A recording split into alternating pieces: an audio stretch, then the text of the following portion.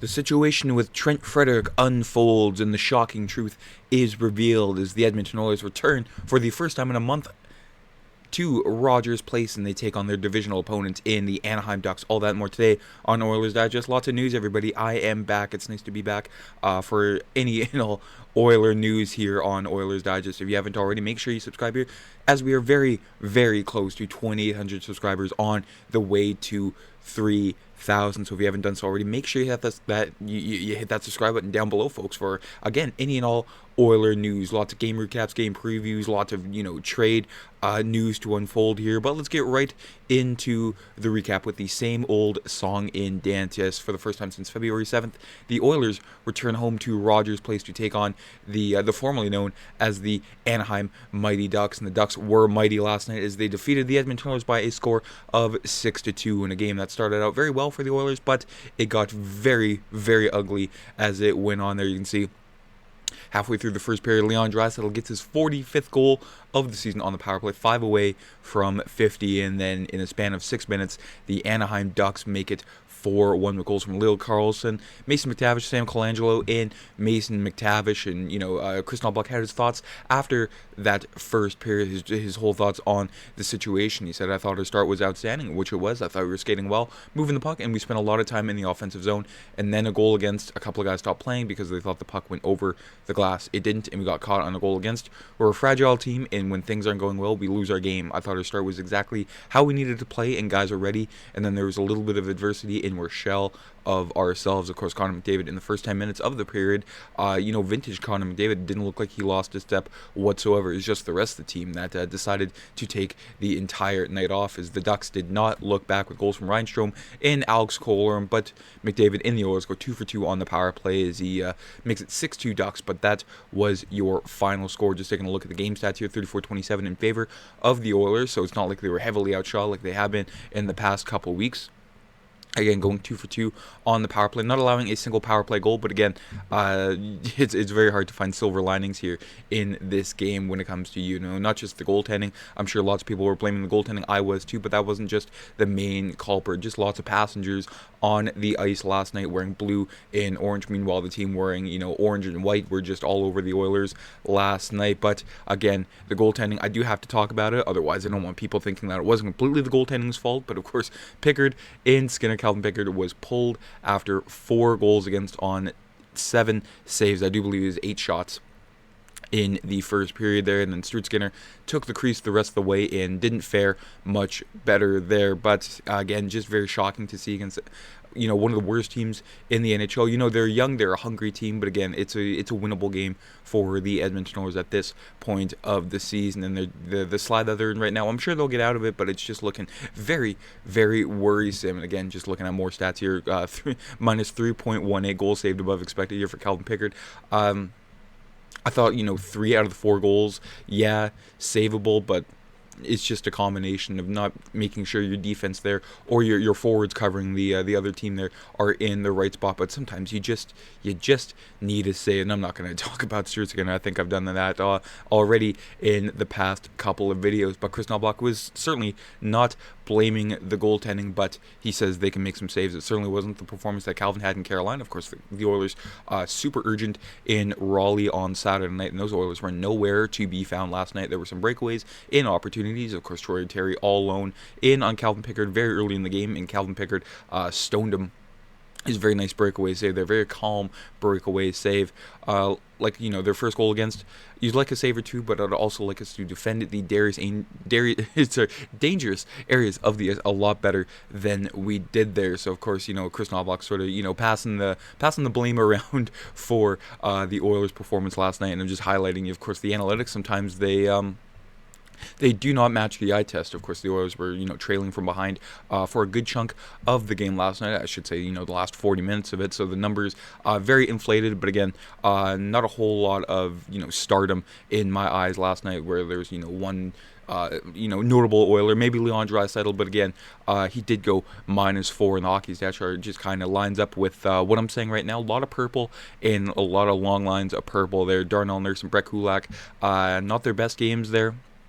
At the top there, Matisse Ekholm, yeah, he had an okay game, but again, no real standout for the Edmonton Oilers last night, which is very, very worrisome to say at this state of the season, 2 days away from the trade deadline. So hopefully Stan Bowman can get something sparking the Edmonton Oilers. And of course, just taking a look at the plus-minus last night, I'm not too big of a fan of plus-minus. I think,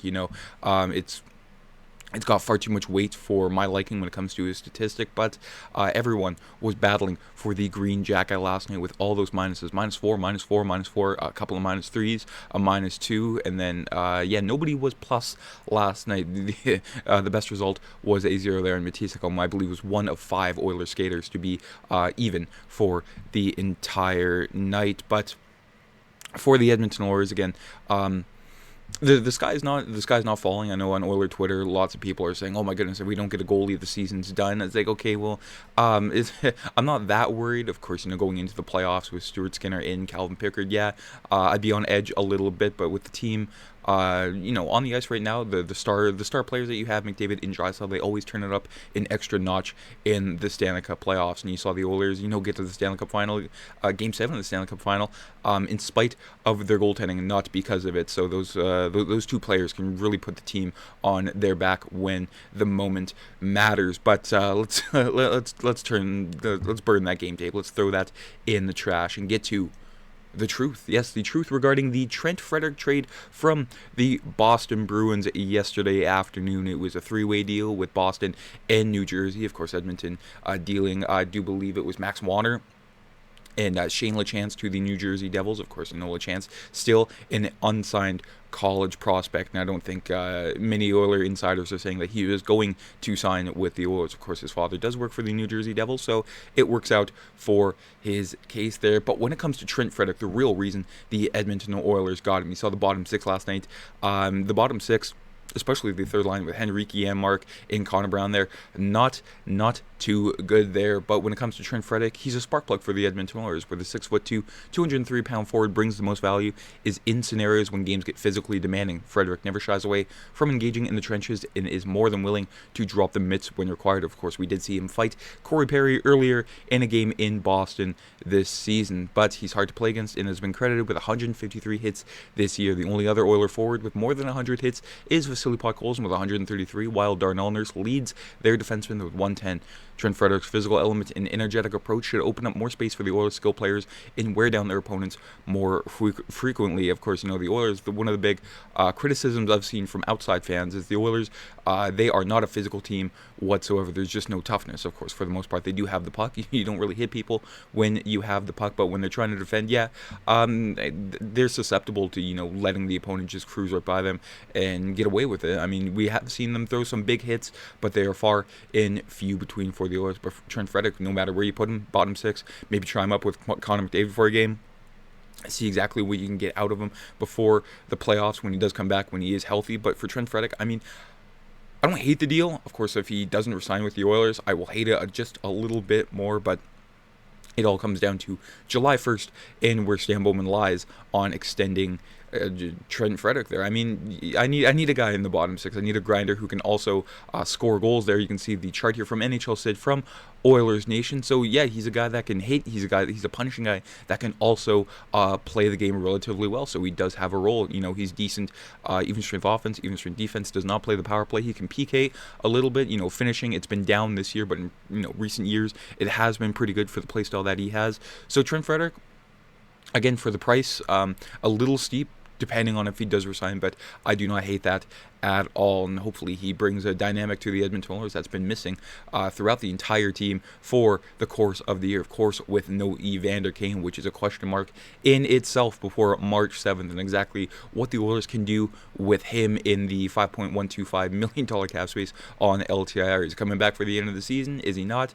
Who knows? Not even Evander knows, I want to admit to you right now. But again, for Trent Frederic, 5-on-5 points per hour in the past 3 seasons. Trent Frederic outperforming Ryan Nugent-Hopkins in Adam Henrique. So, of course, like I said, he does have some offensive skill there. Of course, no disrespect to Ryan Nugent-Hopkins in Adam Henrique. They both have their good seasons, but they're starting to age a little bit, most notably with Adam Henrique and Ryan Nugent-Hopkins starting to look like a shell of his former self from his 100-point season 2 years ago. And, of course, like I said, Trent Frederic still hurt. He sustained a injury against the Toronto Maple Leafs on February 25th, but he says, I'm still kind of figuring out every day when I can get back. I haven't skated since the injury, but hopefully can start skating here soon. Of course, Oiler Nation is super jacked to have Trent Frederic finally join the Edmonton Oilers whenever that is. Hopefully they do not rush him at all and, cause even more problems in the playoffs further on down the road. But the Oilers' next game is against the Bleu Blanc et Rouge, the Montreal Canadiens, tomorrow night,